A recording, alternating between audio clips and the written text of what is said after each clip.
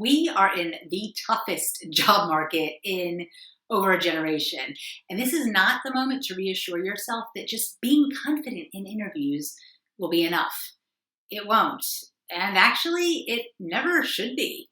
In interviews, it's up to you to prove your competence, your skills, your experience, and anything that would make you valuable to that next employer. So today we're going to focus on a couple of very simple and easy ways to do just that are going to make a big difference when you're interviewing. Plus, if you stay with me to the end, you'll hear the utilized secret sauce actually, of using numbers, but to your advantage. So first, subscribe to our channel if you want our monthly videos that are going to totally fast track your careers. So if that sounds good, click that bell so you never miss one. I'm Dr. Suzanne Doyle-Morris. My third book, The Con Job, it's all about how to get ahead using competence, not grandiose confidence. I can tell you that after interviewing leaders from 12 different countries, nearly 40 leaders in total, it's your competence that you're going to need to focus on to get ahead in this tough job market. Okay. In this economy, let's start with the critical things that everyone's thinking about, but interviewees don't often mention or sometimes just gloss over. And that's the first thing, is to name the elephant in the room. And that's uncertainty. An uncertainty about how it affects you and the role you're going for. The truth is we are all now working in a state of uncertainty, and not naming it looks tone deaf at best and like you're unaware of how your sector is changing or how virtually any organization is now facing new challenges. Even if you work in a sector that's growing through all of this, COVID-19 has definitely presented new challenges. Show that you've thought through them and that way you're going to earn a prospective employer's confidence, which is really the only type of confidence you should be aiming for. So great questions to ask might be, tell me about how COVID-19 has specifically impacted this company. How's the organization recovering, and how has that affected your plans and timelines? Another good question might be to say, how will the role that I'm interviewing for address these challenges and contribute to finding better solutions going forward? Remember, even before COVID, everyone is just buying solutions. So talk about what you've done before and how that has helped solve problems for other employers. Second thing, highlight if you've ever had multiple roles at an organization. Now, my corporate clients get a lot of CVs, and they're always more interested if the person can show career progression, but within the same company.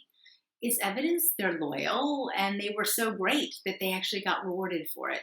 So this means highlighting progression on anything that you do, whether it's a job or even sometimes volunteer work. I once worked with a CMO at a tech company. That's when I met her. But actually, when you looked at her CV, you'd seen that she actually had 4 different roles in the previous 15 years at that same company. The first was even part-time, which was a rarity at the time, but she eventually made it all the way up to CMO, which is, as I said, when I met her. The evidence was of her progression was in her competence and the confidence that other people had in her. And it was right there in black and white on her CV. So if you've been with one employer for any length of time, highlight any increasing responsibility and the dates that you got given that responsibility, rather than just writing Acme Company with a vanilla list of responsibilities over a multitude of years. So if you've had multiple roles at the same organization that prove that progression, in the comments below, type in how long maybe you thought you'd be at that employer versus how long you actually stayed. Best laid plans and everything. Lastly, if you only take one thing from this video, make it this last tip. That is, quantify the heck out of any role that you've ever had. This means looking at your CV in different ways to find your numerical secret sauce. So the truth is we all work to numbers. For example, some of my secret sauce involves the number of women that I help get to senior roles and the number of recommendations I get for new clients based on people who have worked with me in the past. Yours will likely include the size of wins you've had, or the size of teams that you've been in or specifically managed, or the budgets that you've been entrusted with, plus countless others that I can't even imagine what they are. But you'll know them, and that's the important thing.